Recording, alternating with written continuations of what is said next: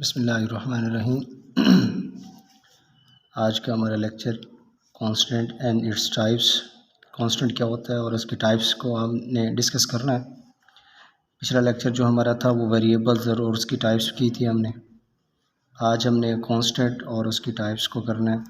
सबसे पहले अगर आप मेरे चैनल पे न्यू हैं तो सबसे पहले चैनल को सब्सक्राइब कर दें और बेल आइकन दबा दें ताकि हर न्यू आने वाली वीडियो आपके लिए मुफीद हो।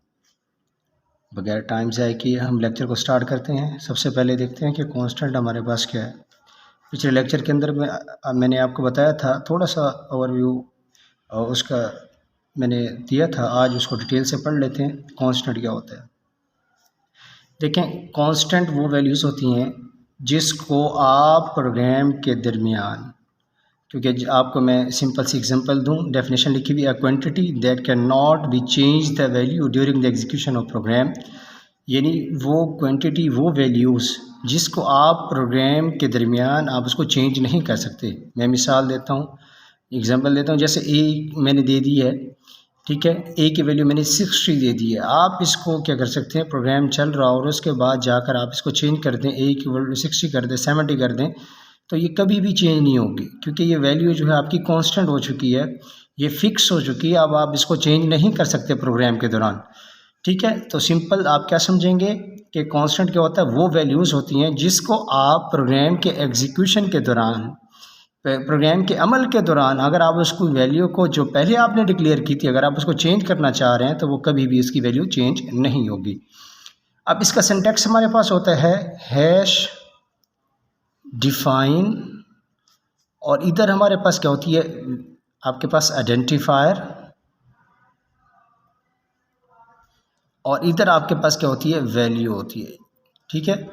यानी हैश डिफाइन, आइडेंटिफायर और वैल्यू। आपने हैश डिफाइन लिखा और उसके बाद आप क्या लिखेंगे, फॉर एग्जांपल ए वैल्यू दे दी, एक आपका आइडेंटिफायर हो गया ये आपका, और इसकी वैल्यू मैंने फॉर एग्जांपल क्या दी, 50 दे दी। अब ये हो गया प्रोग्राम के दौरान जहां ए इस्तेमाल होगा उसकी जगह क्या 50 इस्तेमाल होगा, ठीक है ना। आप कभी भी इस तरह नहीं कर सकते, जो एक वैल्यू दे दी है किसके अंदर, कांस्टेंट के अंदर, तो आप उसको कभी भी चेंज नहीं कर सकते प्रोग्राम के दौरान। अगर आपको ज़रूरत पड़ गई है कि मैं ए की वैल्यू चेंज कर दूं तो वो कभी भी नहीं होगी कांस्टेंट के अंदर। उसका सिंटैक्स आपको मैंने बताया था, ये जो हैश डिफाइन लिखा हुआ है ये हमारे पास प्री प्रोसेसर डायरेक्टिव में शामिल है। अगर आपको याद हो तो हम इसको क्या कहते थे, प्री प्रोसेसर डायरेक्टिव्स कहते थे। यानी ये हमारे पास प्री प्रोसेसर डायरेक्टिव्स होती थी जो हमारे पास सिर्फ कांस्टेंट के लिए इस्तेमाल होती थी। कांस्टेंट के अंदर ही हम क्या कर सकते हैं, वैल्यू को फिक्स कर देते हैं। अब जहाँ पे ए इस्तेमाल होगा उसकी जगह हमारे पास 50 वैल्यू इस्तेमाल होगी। वेरिएबल के अंदर तो हम इस्तेमाल कर सकते थे कि वेरिएबल, फॉर एग्जांपल हमारे पास 50 है, तो वेरिएबल के अंदर क्या होता था कि हम उसको आगे जाते जाते ए इक्वल टू, यानी प्रोग्राम चल रहा है, आगे जाके ए इक्वल टू 80 कर दूँ तो वो वेरिएबल के अंदर चल जाता है, वो एग्जीक्यूट हो जाता है, उसकी वैल्यू चेंज हो जाती है, ए की वैल्यू अलग हो जाएगी। लेकिन कांस्टेंट के अंदर कभी भी इस तरह से इसकी वैल्यू चेंज नहीं हुई।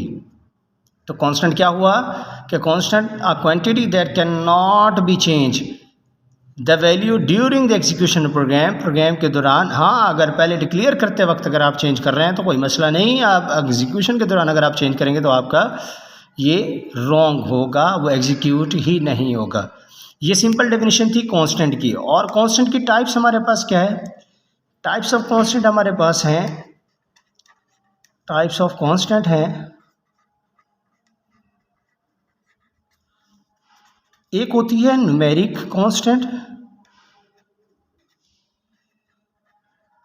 न्यूमेरिक कांस्टेंट, और दूसरी हमारे पास क्या होती है, हमारे पास स्ट्रिंग कांस्टेंट,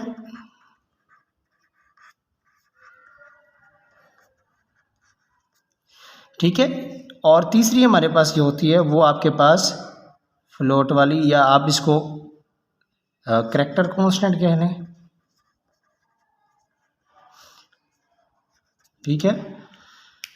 न्यूमेरिक कांस्टेंट कौन सी होती है, न्यूमेरिक कांस्टेंट वो वैल्यूज़ होती हैं, यानी आप पीछे जैसे वेरिएबल्स के अंदर पढ़ा था, इंटीजर और फ्लोट होता था जिसको आप रियल भी कहते थे। न्यूमेरिक का मतलब दो चीज़ें ही हैं जिसके अंदर आपके पास अल्फ़ाबेट यानी 5 आ जाए, -5 आ जाए, इंटीजर भी हो जिसमें आपके फ्लोट भी आ जाए, 0.5 हो, -0.5 हो, ये सारे न्यूमेरिक जिसमें पॉजिटिव वैल्यू भी हो, नेगेटिव वैल्यू भी हो, चाहे वो मेरी इंटीजर हो, चाहे वो मेरी फ्लोट हो, इसको हम क्या कहते हैं, ये हमारी न्यूमेरिक वैल्यूज़ हैं।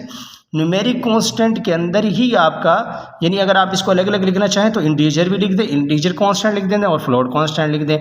इसको हम न्यूमेरिक कांस्टेंट लिखते हैं। न्यूमेरिक कांस्टेंट भी यही है कि आपके पास फ्लोट इंटीजर वैल्यू हो, चाहे वो पॉजिटिव हो नेगेटिव हो, ठीक है। न्यूमेरिक कांस्टेंट यानी फ्लोट हो, यानी 0 पॉजिटिव भी हो नेगेटिव भी हो। इसी तरह से हम इसको लिख सकते हैं। ये कांस्टेंट की टाइप्स हैं, ठीक है।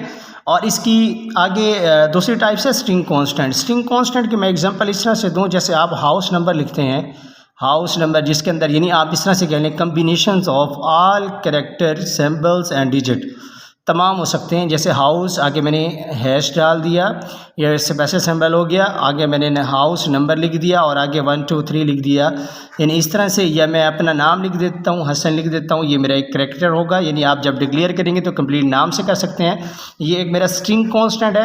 यानी स्ट्रिंग कांस्टेंट होते ही वही हैं जिसके अंदर आपके तमाम डिजिट नंबर्स और आपके अल्फ़ाबेट आ जाएँ।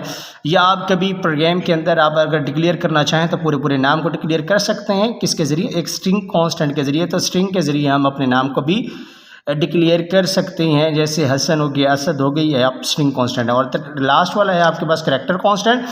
कैरेक्टर के अंदर आपने सिंबल पढ़ा होगा कि आपके पास एक सिंगल क्विट की एक सिंबल होता है जिसके अंदर अल्फ़ाबेट ए भी है, बी लिख दें, आप 1 लिख दें, नंबर्स आ जाएँ, तो ये सारे आपके पास क्या है, कैरेक्टर कांस्टेंट है।